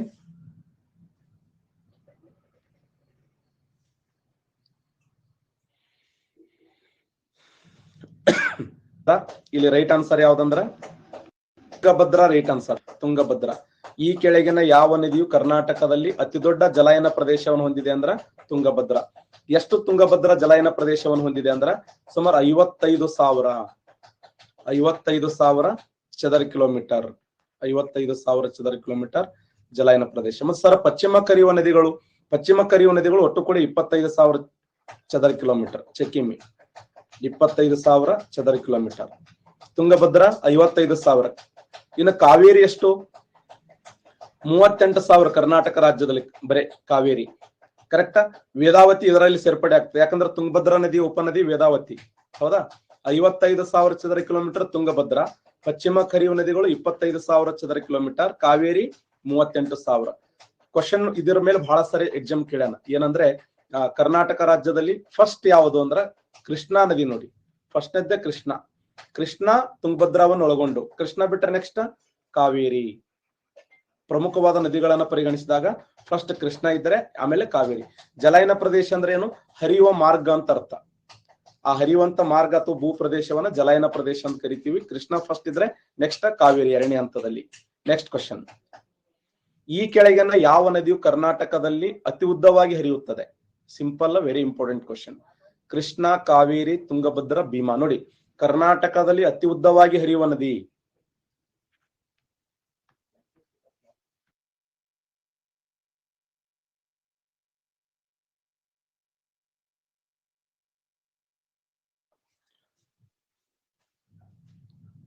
ಆನ್ಸರ್ ಮಾಡಿದ್ರಿ? ರೈಟ್. ನೋಡಿ ಕ್ವಶನ್ ಹೆಂಗಿದೆ, ಕರ್ನಾಟಕ ರಾಜ್ಯದಲ್ಲಿ ಯಾವ ನದಿಯು ಅತಿ ಉದ್ದವಾಗಿ ಹರಿಯುತ್ತದೆ ಅಂದ್ರೆ ಕೃಷ್ಣ ಫಸ್ಟ್ ಇದೆ. ನೋಡಿ, ಕೃಷ್ಣಾ ನದಿ ಸರಿಯಾದಂತ ಉತ್ತರ. ಸರ್ ಕಾವೇರಿ ಅನ್ಬಹುದಲ್ಲ? ಕಾವೇರಿ ಟೋಟಲ್ 383 ಕಿಲೋಮೀಟರ್ ಇದೆ ಕರ್ನಾಟಕ ರಾಜ್ಯದಲ್ಲಿ. ಇದರ ಉದ್ದ 805 ಕಿಲೋಮೀಟರ್ ಇದೆ. ಟೋಟಲ್ 805 ಇದ್ರೆ ಕರ್ನಾಟಕ ರಾಜ್ಯದಲ್ಲಿ 383. ಬಟ್ ಕೃಷ್ಣ ಇದೆಯಲ್ಲ 1450 ಕಿಲೋಮೀಟರ್ ಇದೆ. ಈ ಕರ್ನಾಟಕ ರಾಜ್ಯದಲ್ಲಿ ಇದರ ಉದ್ದ ಎಷ್ಟಿದೆ ಅಂದ್ರೆ 483 ಕಿಲೋಮೀಟರ್. ಟೋಟಲ್ ಕೃಷ್ಣಾ ನದಿಯ ಉದ್ದ ಎಷ್ಟಿದೆ ಅಂದ್ರೆ ಎಷ್ಟಿದೆ? ಕೃಷ್ಣಾ ನದಿಯ ಉದ್ದ 1392 ಅಂತ ಓದ್ತೀವಿ, ಇಲ್ಲಾಂದ್ರೆ 1400 ಅಂದ್ರೆ ಓಕೆ. ಆ ಉದ್ದೇಶಕ್ಕಾಗಿ ಕರ್ನಾಟಕ ರಾಜ್ಯದಲ್ಲಿ ನಾಳೆ ಹಿಂಗೂ ಕೇಳಬಹುದು, ಕರ್ನಾಟಕ ರಾಜ್ಯದ ಅತಿ ಉದ್ದವಾದ ನದಿ ಅಂದ್ರೆ ಕಾವೇರಿ. ಕರ್ನಾಟಕ ರಾಜ್ಯದ ಅತಿ ಉದ್ದವಾದ ನದಿ ಅಂದ್ರೆ ಕಾವೇರಿ. ಬಟ್ ಕರ್ನಾಟಕ ರಾಜ್ಯದಲ್ಲಿ ಹರಿಯುವ ಅತಿ ಉದ್ದವಾದ ನದಿ ಅಂದ್ರೆ ಕೃಷ್ಣ. ಈ ಕೆಳಗಿನ ಯಾವ ನದಿಯು ಕರ್ನಾಟಕದಲ್ಲಿ ಅತಿ ಉದ್ದವಾಗಿ ಹರಿಯುತ್ತದೆ ಅಂದ್ರೆ ಕೃಷ್ಣ. ನೆಕ್ಸ್ಟ್, ಈ ಕೆಳಗಿನ ಯಾವ ನದಿಗಡ್ಡಲಾಗಿ ಬೆಣ್ಣೆತೋರೆ ಅಣೆಕಟ್ಟನ್ನು ಕಟ್ಟಲಾಗಿದೆ? ಕೆಳಗಿನ ಯಾವ ನದಿಗಡ್ಡಲಾಗಿ ಬೆಣ್ಣೆತೋರೆ ಅಣೆಕಟ್ಟನ್ನು ಕಟ್ಟಲಾಗಿದೆ? ಸೂಪರ್. ಬೆಣ್ಣೆತೋರೆ ಅಣೆಕಟ್ಟನ್ನು ಕಟ್ಟಿ ಯಾವ ನದಿಗಡ್ಡಲಾಗಿ ಅಂದ್ರೆ ಭೀಮಾ ನದಿಗಡ್ಡಲಾಗಿ. ಭೀಮಾ ನದಿಗಡ್ಡಲಾಗಿ ಬೆಣ್ಣೆತೋರೆ. ಎಲ್ಲಿದೆ ಬೆಣ್ಣೆತೋರೆ ಅಂದ್ರ ಕಲಬುರಗಿ ಜಿಲ್ಲೆಯ ಚಿತ್ತಾಪುರ ತಾಲೂಕಿನ ಹೆರೂರ್ ಎಂಬ ಸ್ಥಳದಲ್ಲಿ ಭೀಮಾ ನದಿಗಡ್ಡಗೆ ಕಟ್ಟಿದ ಅಣೆಕಟ್ಟೆ ಬೆಣ್ಣೆತೋರೆ ಅಣೆಕಟ್ಟು. ಕರ್ನಾಟಕ ರಾಜ್ಯದ ಅತ್ಯಂತ ವಿವಾದಾತ್ಮಕವಾದ ಅಣೆಕಟ್ಟು ಅಂತ ಗುರುತಿಸ್ತೀವಿ. ಬೆಣ್ಣೆತೋರೆ ಎಂಬ ಹಳ್ಳ ಎಲ್ಲಿದೆ ಅಂದ್ರೆ ಧಾರವಾಡದಲ್ಲಿದೆ. ಬೆಣ್ಣೆತೋರೆ ಎಂಬ ಹಳ್ಳ ಇರುವುದು ಧಾರವಾಡದಲ್ಲಿ. ಬೆಣ್ಣೆತೋರೆ ಎಂಬ ಅಣೆಕಟ್ಟಿರುವುದು ಎಲ್ಲಿ ಅಂತಂದ್ರ ಅದು ಕಲಬುರಗಿ ಜಿಲ್ಲೆಯ ಚಿತ್ತಾಪುರ ತಾಲೂಕಿನಲ್ಲಿ ಈ ಒಂದು ಅಣೆಕಟ್ಟನ್ನು ನೋಡ್ತೀವಿ. ನೆಕ್ಸ್ಟ್ ಕ್ವಶನ್, ನವಿಲು ತೀರ್ಥ ಅಥವಾ ನವಿಲು ಕಮರಿ ಯಾವ ನದಿಯಿಂದ ರೂಪುಗೊಂಡಿದೆ? ಆನ್ಸರ್ ಮಾಡಿ ಎಲ್ಲರೂ. ಘಟಪ್ರಭಾ ನದಿಯಿಂದ, ಮಲಪ್ರಭಾ ನದಿಯಿಂದ, ಭೀಮಾ ನದಿಯಿಂದ, ವರದಾ ನದಿಯಿಂದ. ನವಿಲು ತೀರ್ಥ ಅನ್ನುವಂತ ಒಂದು ಡ್ಯಾಮ್ ಅಥವಾ ನವಿಲು ಕಮರಿ ಎಂಬ ಒಂದು ಪ್ರಮುಖವಾದ ಅಣೆಕಟ್ಟು ಯಾವ ನದಿಯಿಂದ ನಿರ್ಮಾಣಗೊಂಡಿದೆ? ಎಸ್, ಸರಿಯಾದಂತ ಉತ್ತರ ಮಲಪ್ರಭಾ ನದಿಯಿಂದ. ನೋಡಿ, ಮಲಪ್ರಭಾ. ನವಿಲು ತೀರ್ಥ ಡ್ಯಾಮ್. ಈ ನವಿಲು ತೀರ್ಥ ಡ್ಯಾಮ್ ಅಥವಾ ನವಿಲು ತೀರ್ಥ ಅಣೆಕಟ್ಟಿಗಿರುವ ಇನ್ನೊಂದು ಹೆಸರು ಏನಂದ್ರ ರೇಣುಕಾ ಜಲಾಶಯ ಅಂತ ಕರಿತೀವಿ. ರೇಣುಕಾ ಜಲಾಶಯ. ರೇಣುಕಾ ಜಲಾಶಯ ಇದು ಕೂಡ ವೆರಿ ಇಂಪಾರ್ಟೆಂಟ್. ಬನವಾಸಿ, ಉತ್ತರ ಕನ್ನಡ ಜಿಲ್ಲೆಯ ಬನವಾಸಿ ಯಾವ ನದಿಯ ದಡದ ಮೇಲೆ ಇದೆ? ಉತ್ತರ ಕನ್ನಡ ಜಿಲ್ಲೆಯ ಬನವಾಸಿ ಇದೆಯಲ್ಲ, ಅದನ್ನು ವೈಜಯಂತಿಪುರ ಅಂತ ಕರಿತೀವಿ. ಕನ್ನಡ ನಾಡಿನ ಮೊಟ್ಟ ಮೊದಲ ಅಣೆಕಟ್ಟು, ಮೊದಲ ಸಾಮ್ರಾಜ್ಯ ಅಂದ್ರ ಬನವಾಸಿಯ ಕದಂಬರು. ಬನವಾಸಿ ಯಾವ ನದಿಯ ದಡದ ಮೇಲೆ ಇದೆ ಅಂದ್ರ ಸೂಪರ್, ರೈಟ್ ಆನ್ಸರ್ ವರದಾ ನದಿಯ ದಡದ ಮೇಲೆ ಕಂಡು ಬರ್ತದೆ. ನೋಡಿ, ಬನವಾಸಿ ಎಂಬುದು ಯಾವ ನದಿಯ ದಡದ ಮೇಲೆ ಇದೆ ಅಂದ್ರ ವರದಾ ನದಿಯ ದಡದ ಮೇಲೆ ಕಂಡು ಬರುತ್ತದೆ. ಯಾವ ನದಿಗೆ ಅಡ್ಡಲಾಗಿ ಹಿಡಕಲ್ ಅಣೆಕಟ್ಟನ್ನು ನಿರ್ಮಿಸಲಾಗಿದೆ? ಹಿಡಕಲ್ ಅಣೆಕಟ್ಟನ್ನ ಮಲಪ್ರಭಾ ನದಿಗೆ ಅಡ್ಡಲಾಗಿ, ಘಟಪ್ರಭಾ, ಬೆಣ್ಣೆಹಳ್ಳಿ, ಕೃಷ್ಣಾ ನದಿಗೆ ಅಡ್ಡಲಾಗಿ. ಯಾವ ನದಿಗೆ ಅಡ್ಡಲಾಗಿ? ಹಿಡಕಲ್ ಜಲಾಶಯ. ಹಿಡಕಲ್ ಜಲಾಶಯ ಇರುವ ಇನ್ನೊಂದು ಹೆಸರೇ ರಾಜ ಲಕ್ಕಂಗೌಡ ಜಲಾಶಯ ಅಂತ ಕರಿತೀವಿ. S, excellent. ಸರಿಯಾದಂತ ಉತ್ತರ ಘಟಪ್ರಭಾ ನದಿಗೆ ಅಡ್ಡಲಾಗಿ ಕಟ್ಟಲಾಗಿದೆ. ನೋಡಿ, ಘಟಪ್ರಭಾ ನದಿಗೆ ಅಡ್ಡಲಾಗಿ ಯಾವ ಅಣೆಕಟ್ಟು? ಹಿಡಕಲ್ ಜಲಾಶಯ.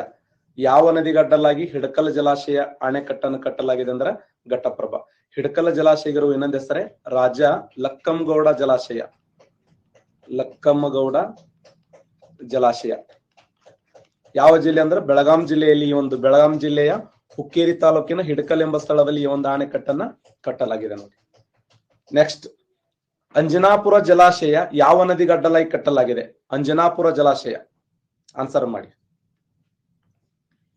ಭದ್ರಾ ನದಿಗೆ ಅಡ್ಡಲಾಗಿ, ಕುಮದ್ವತಿ ನದಿಗೆ ಅಡ್ಡಲಾಗಿ, ವರದಾ ನದಿಗೆ ಅಡ್ಡಲಾಗಿ, ತುಂಗಾ ನದಿಗೆ ಅಡ್ಡಲಾಗಿ.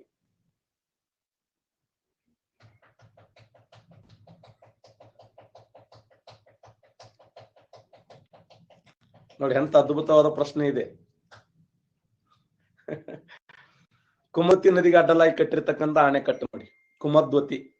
ಅಂಜನಾಪುರ ಜಲಾಶಯವನ್ನ ಯಾವ ನದಿಗೆ ಅಡ್ಡಲಾಗಿ ನಿರ್ಮಾಣ ಮಾಡಲಾಗಿದೆ ಅಂದ್ರೆ ಕುಮದ್ವತಿ ನದಿಗೆ ಅಡ್ಡಲಾಗಿ ಕಟ್ಟಿರ್ತಕ್ಕಂಥ ಅಣೆಕಟ್ಟೆ ಅಂಜನಾಪುರ ಜಲಾಶಯ ಅಂತ ಹೇಳಿ ಗುರುತಿಸ್ತೀವಿ.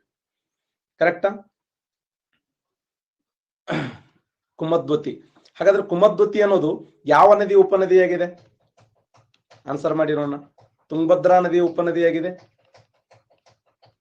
ಶರಾವತಿ ನದಿಯ ಉಪನದಿಯಾಗಿದೆ, ಕಾವೇರಿ ನದಿಯ ಉಪನದಿಯಾಗಿದೆ, ಕೃಷ್ಣಾ ನದಿಯ ಉಪನದಿಯಾಗಿದೆ.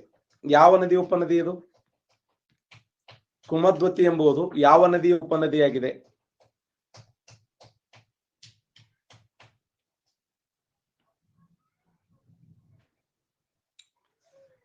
ತುಂಗಭದ್ರಾ ನದಿಯ ಉಪನದಿ ನೋಡಿ. ಕುಮದ್ವತಿ ಎಂಬುದು ತುಂಗಭದ್ರಾ ನದಿಯ ಉಪನದಿ ಅಂತ ಹೇಳಿ ಗುರುತಿಸ್ತೀವಿ. Next question. ಯಾವ ನದಿಗಡ್ಡಲಾಗಿ ಧರ್ಮ ಜಲಾಶಯವನ್ನ ನಿರ್ಮಿಸಲಾಗಿದೆ?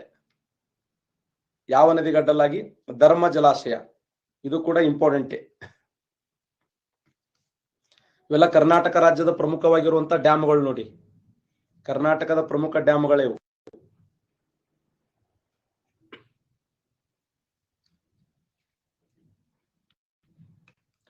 ಯಾವ ನಡ್ಡಲಾಗಿ ಧರ್ಮ ನಿರ್ಮಾಣ ಮಾಡಲಾಗಿದೆ ಅಂದ್ರೆ ಧರ್ಮ ನದಿಗೆ ಅಡ್ಡಲಾಗಿ. ಧರ್ಮ ಜಲಾಶಯ ಯಾವ ಜಿಲ್ಲೆಯಲ್ಲಿ ಇದೆ? ಹಾವೇರಿ ಜಿಲ್ಲೆಯಲ್ಲಿದೆ, ತುಮಕೂರು ಜಿಲ್ಲೆಯಲ್ಲಿದೆ, ಶಿವಮೊಗ್ಗ ಜಿಲ್ಲೆಯಲ್ಲಿದೆ, ಶಿವಮೊಗ್ಗದಲ್ಲಿದೆ, ಮತ್ತೆ ಉತ್ತರ ಕನ್ನಡ ಜಿಲ್ಲೆಯಲ್ಲಿದೆ. ಧರ್ಮ ಜಲಾಶಯ ಕರ್ನಾಟಕ ರಾಜ್ಯದ ಯಾವ ಜಿಲ್ಲೆಯಲ್ಲಿದೆ? ಎಸ್,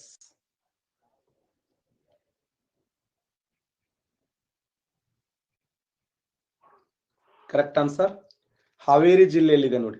ಇದು ಕುಡಿಯುವ ಸಲುವಾಗಿ ಕಟ್ಟಿರ್ತಕ್ಕಂಥ ಒಂದು ಅಣೆಕಟ್ಟು, ಕುಡಿಯುವ ನೀರಾವರಿಗಾಗಿ ಕಟ್ಟಿದಂತ ಒಂದು ಅಣೆಕಟ್ಟೆ ಈ ಒಂದು ಧರ್ಮ ಜಲಾಶಯ. ಯಾವ ನದಿಗೆ ಅಡ್ಡಲಾಗಿ ಕಟ್ಟಲಾಗಿದೆ ಅಂದ್ರೆ ಹಾವೇರಿ ಜಿಲ್ಲೆಯಲ್ಲಿ ಧರ್ಮ ನದಿಗೆ ಅಡ್ಡಲಾಗಿ ಕಟ್ಟಿದಂತ ಒಂದು ಪ್ರಮುಖವಾದ ಜಲಾಶಯ. ಹೊಸ ಗ್ರಾಮ ಪಂಚಾಯಿತಿಗಳ ರಚನೆಗೆ ಕರ್ನಾಟಕ ಸರ್ಕಾರ ಯಾವ ಸಮಿತಿಯನ್ನ ನೇಮಕ ಮಾಡಲಾಯಿತು? ಹೊಸ ಗ್ರಾಮ ಪಂಚಾಯಿತಿ ಅಂದ್ರೆ ಕರ್ನಾಟಕ ರಾಜ್ಯದಲ್ಲಿ ಹೊಸ ಗ್ರಾಮ ಪಂಚಾಯಿತಿಗಳನ್ನು ಸ್ಥಾಪನೆ ಮಾಡಿದವು. ಪ್ರೆಸೆಂಟ್ ಕರ್ನಾಟಕದಲ್ಲಿ 621 ಹೊಸ ಗ್ರಾಮ ಪಂಚಾಯಿತಿಗಳದಾವೆ.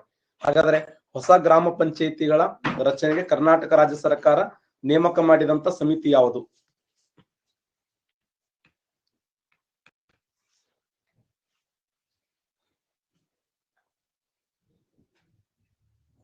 ಗುಡ್.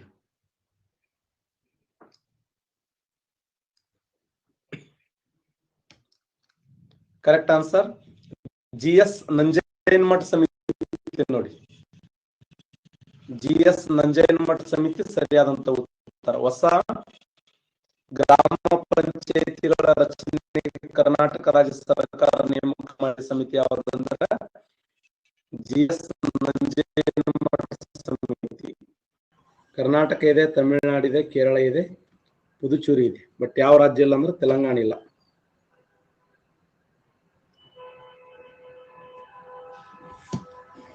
ಕರ್ನಾಟಕ ರಾಜ್ಯದ ನದಿಗಳ ವ್ಯವಸ್ಥೆಯನ್ನು ಕುರಿತು ಒಂದಿಷ್ಟು MCQ ಡಿಸ್ಕಸ್ ಮಾಡಿದೆವು. ಆಲ್ರೆಡಿ ನಾವು ಕರ್ನಾಟಕ ರಾಜ್ಯದ ಕರಾವಳಿಯ ಬಗ್ಗೆ ಡಿಸ್ಕಸ್ ಮಾಡಿದ್ದೇವೆ. ನಮ್ಮ ರಾಜ್ಯ ನೋಡಲು ಗೋಡಂಬಿ ಆಕಾರದಲ್ಲಿರುವಂತಹ ಕರ್ನಾಟಕ ರಾಜ್ಯದ ಭೌಗೋಳಿಕ ಅನ್ವೇಷಣೆಯನ್ನು ಕುರಿತು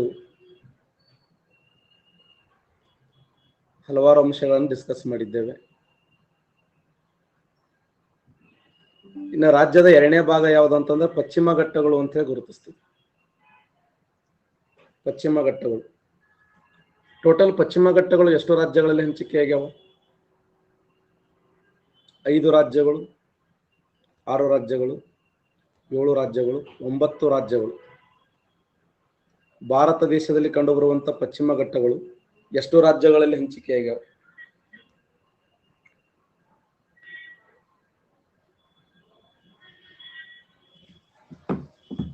ಒಟ್ಟು 6 ರಾಜ್ಯಗಳಲ್ಲಿ ಹಂಚಿಕೆ ಆಗ್ಯಾವ. 6 ರಾಜ್ಯಗಳು ಯಾವುವು? ಒಂದು ಗುಜರಾತ್ ರಾಜ್ಯ, ಮಹಾರಾಷ್ಟ್ರ, ಗೋವಾ, ಕರ್ನಾಟಕ, ಕೇರಳ ಮತ್ತೆ ತಮಿಳುನಾಡು. ಗುಜರಾತ್ ರಾಜ್ಯ, ಮಹಾರಾಷ್ಟ್ರ, ಗೋವಾ, ಕರ್ನಾಟಕ, ಕೇರಳ, ತಮಿಳುನಾಡು. ಟೋಟಲ್ ಎಷ್ಟು ರಾಜ್ಯಗಳಲ್ಲಿ ಅಂದ್ರೆ 6 ರಾಜ್ಯಗಳಲ್ಲಿ ಪಶ್ಚಿಮ ಘಟ್ಟಗಳು ಹಂಚಿಕೆಯಾಗ. ಪಶ್ಚಿಮ ಘಟ್ಟಗಳನ್ನ ಒಂದೊಂದು ರಾಜ್ಯಗಳಲ್ಲಿ ಒಂದೊಂದು ಹೆಸರಿಂದ ಕರೀತಾರೆ. ಪಶ್ಚಿಮ ಘಟ್ಟಗಳನ್ನ ಕರ್ನಾಟಕ ರಾಜ್ಯದಲ್ಲಿ ಏನಂತ ಕರೀತಾರಂದ್ರ ಸಹ್ಯಾದ್ರಿ ಬೆಟ್ಟಗಳು ಅಂತ ಕರೀತಾರೆ. ಸಹ್ಯಾದ್ರಿ ಬೆಟ್ಟಗಳು ಅಥವಾ ಮಳೆಯ ನಾಡು ಅಂತ ಕರೀತಾರೆ.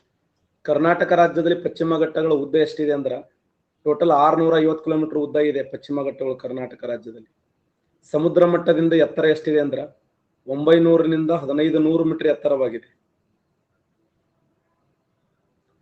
900 1500 ಮೀಟರ್ ಎತ್ತರವಾಗಿದೆ. 650 ಕಿಲೋಮೀಟರ್ ಉದ್ದವಾಗಿದೆ. ಸುಮಾರು 50 76 ಕಿಲೋಮೀಟರ್ ಅಗಲವಾಗಿದೆ ಪಶ್ಚಿಮ ಘಟ್ಟಗಳು. 50 76 ಕಿಲೋಮೀಟರ್ ಅಗಲವಾಗಿದೆ. 900 1500 ಮೀಟರ್ ಎತ್ತರವಾಗಿದೆ. 650 ಕಿಲೋಮೀಟರ್ ಉದ್ದವಾಗಿದೆ. ಪಶ್ಚಿಮ ಘಟ್ಟಗಳು ಕರ್ನಾಟಕ ರಾಜ್ಯದ ಎಷ್ಟು ರಾಜ್ಯಗಳಲ್ಲಿ ಜಿಲ್ಲೆಗಳಲ್ಲಿ ಹಂಚಿಕೆಯಾಗ್ಯಾವ ಅಂದ್ರ ಪ್ರಧಾನವಾಗಿ 4 ಜಿಲ್ಲೆಗಳಲ್ಲಿ ಹಂಚಿಕೆಯಾಗ್ಯಾವ. ಆ 4 ಜಿಲ್ಲೆಗಳು ಯಾವುವು? 4 ಜಿಲ್ಲೆಗಳು ಯಾವ ಅಂತಂದ್ರ ಒಂದು ಶಿವಮೊಗ್ಗ ಜಿಲ್ಲೆ,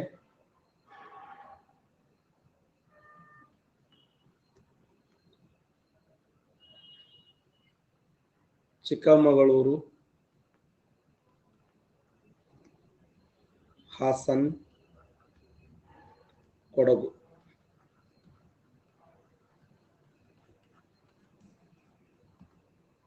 ಶಿವಮೊಗ್ಗ, ಚಿಕ್ಕಮಗಳೂರು, ಹಾಸನ್, ಕೊಡಗು.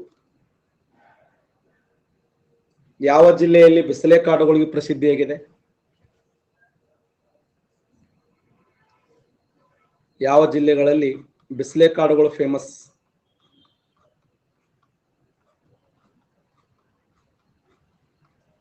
ರೈಟ್.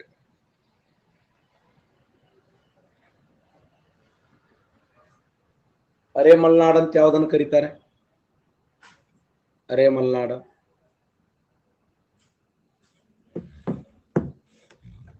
ಹಾಸನ್ ಜಿಲ್ಲೆ ನೋಡಿ, ಹಾಸನ್ ಜಿಲ್ಲೆಯನ್ನು ಏನಂತ ಕರೀತಾರೆ ಅಂದ್ರೆ ಅರೆ ಮಲ್ನಾಡ ಅಂತ ಕರೀತಾರೆ. ಹಾಸನ್ ಜಿಲ್ಲೆಯನ್ನ ಅರೆ ಮಲ್ನಾಡ.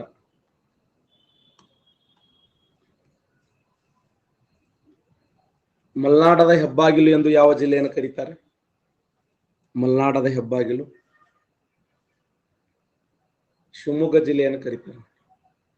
ಶಿವಮೊಗ್ಗ ಜಿಲ್ಲೆಯನ್ನ ಮಲ್ನಾಡದ ಹೆಬ್ಬಾಗಿಲು ಅಂತ ಕರೀತಾರೆ. ಮಲ್ನಾಡದ ಹೆಬ್ಬಾಗಿಲು ಅಂದ್ರೆ ಶಿವಮೊಗ್ಗ. ಕರ್ನಾಟಕದ ಸ್ಕಾಟ್ಲೆಂಡ್ ಎಂದು ಯಾವ ಜಿಲ್ಲೆಯನ್ನು ಕರೀತಾರೆ?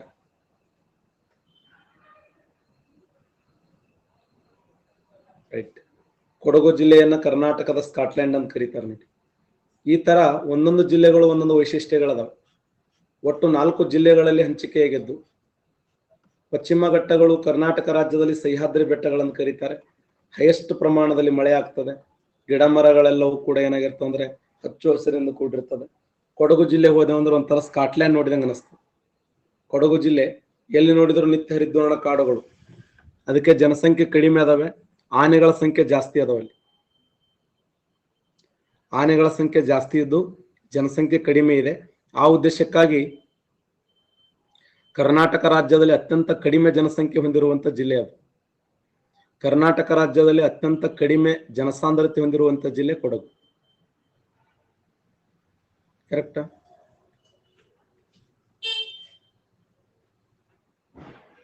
ಒಂದೊಂದು ಜಿಲ್ಲೆಗಳು ಒಂದೊಂದು ವೈಶಿಷ್ಟ್ಯಗಳನ್ನು ಸಾಧಿಸಿವೆ.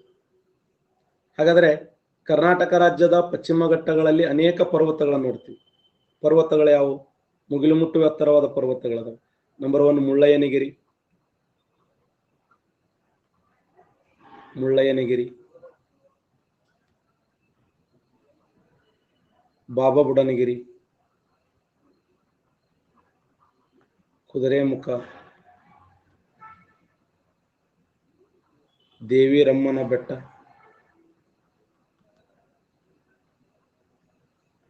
ರುದ್ರಗಿರಿ, ಪುಷ್ಪಗಿರಿ, ಬ್ರಹ್ಮಗಿರಿ,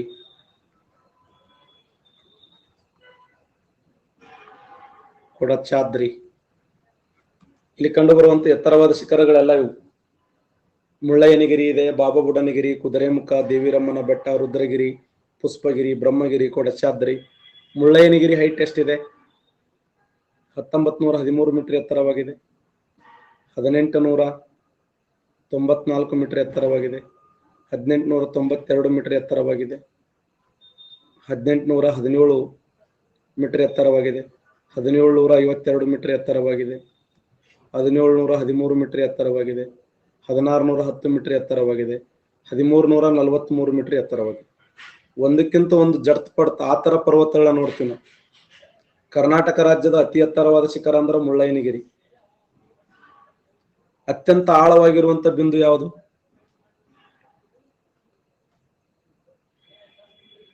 ಅತ್ಯಂತ ಆಳವಾಗಿರುವಂತ ಬಿಂದು?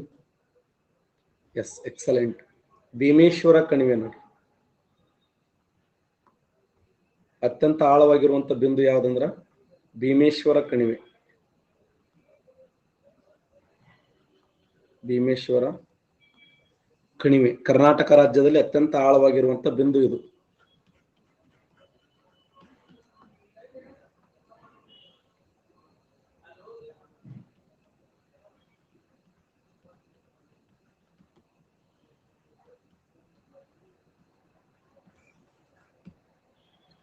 ಎಲ್ಲಿದೆ ಭೀಮೇಶ್ವರ ಕಣಿವೆ? ಶಿವಮೊಗ್ಗ ಜಿಲ್ಲೆಯಲ್ಲಿ ಕಂಡುಬರ್ತದೆ. ಶಿವಮೊಗ್ಗ ಜಿಲ್ಲೆಯಲ್ಲಿ ಭೀಮೇಶ್ವರ ಕಣಿವೆ ಇದೆ.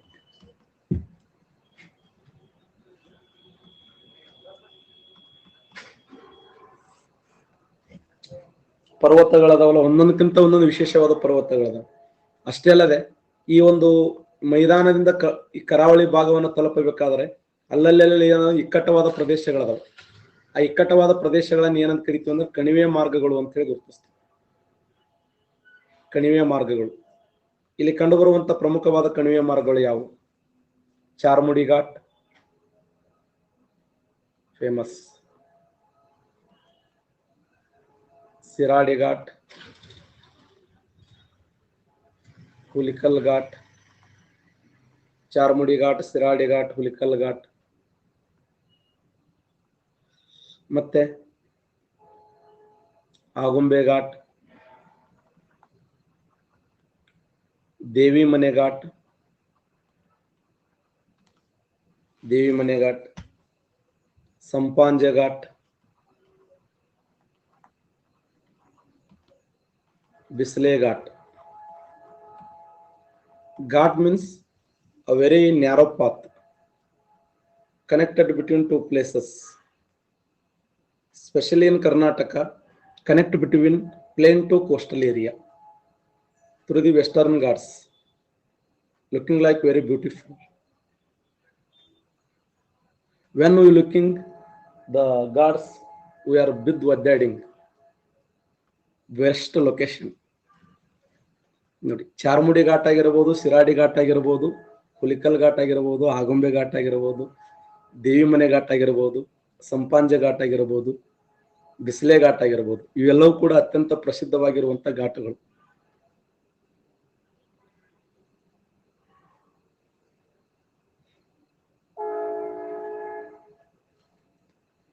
ಹಾಗಾದ್ರೆ ಚಾರ್ಮುಡಿ ಘಾಟ್ ಯಾವ ಸ್ಥಳಗಳ ಮಧ್ಯೆ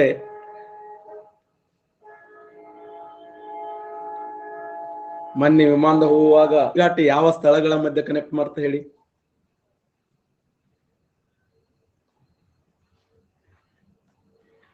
ನನಗೆ ಅವಾಗ ಅನಿಸಿದ್ದೇನಂದ್ ನಮ್ಮ ಕೆಂಪ್ ಬಸ್ಸೇ ಬೆಸ್ಟ್ ಅಂದೇನ.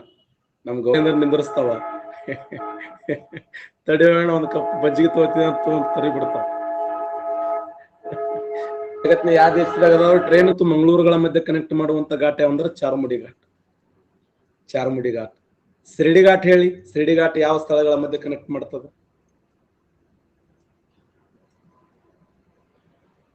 ಸಕಲೇಶ್ಪುರ್, ಹಾಸನ್ ಸಕಲೇಶ್ಪುರ್ ಮತ್ತು ಯಾವ ಸ್ಥಳ? ಮಂಗಳೂರು ನೋಡಿ, ಮಂಗಳೂರು, ಹಾಸನ್,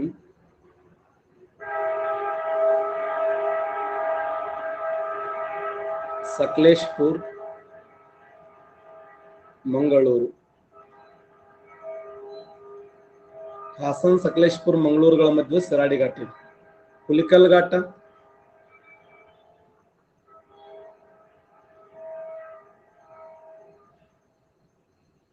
ಹುಲಿಕಲ್ ಘಾಟ. ಎಸ್.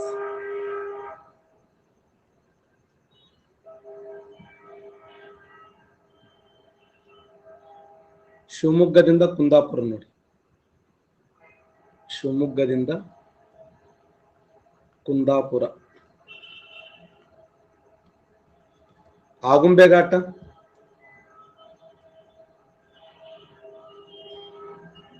ಶಿವಮೊಗ್ಗದಿಂದ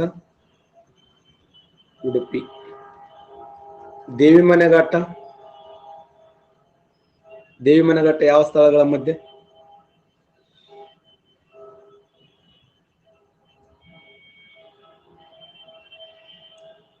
ಕುಮಟಾದಿಂದ ಸೇರಿಸಿ ನೋಡಿ. ಕುಮಟಾ ಟು ಸೇರಿಸಿ. ಸಂಪಾಂಜ ಘಾಟ. ಮಾಣೆ ಟು ಮೈಸೂರು. ಮಾನ್ಯ to Mysuru. Bisle ghat. S. Haasan Sakleshpur Kukke Subrahmanya. Haasan Sakleshpur Kukke Subrahmanya. ಈ ಹಾಸನ್ ಸಕಲೇಶ್ಪುರ ಕುಕ್ಕೆ ಸುಬ್ರಹ್ಮಣ್ಯ ಮಧ್ಯದಲ್ಲಿ ಯಾವ ಜಲಪಾತವನ್ನು ನೋಡಬಹುದು ನಾವು? ಯಾವ ಜಲಪಾತವನ್ನು ನೋಡ್ಲಕ್ ಸಾಧ್ಯ ಇದೆ?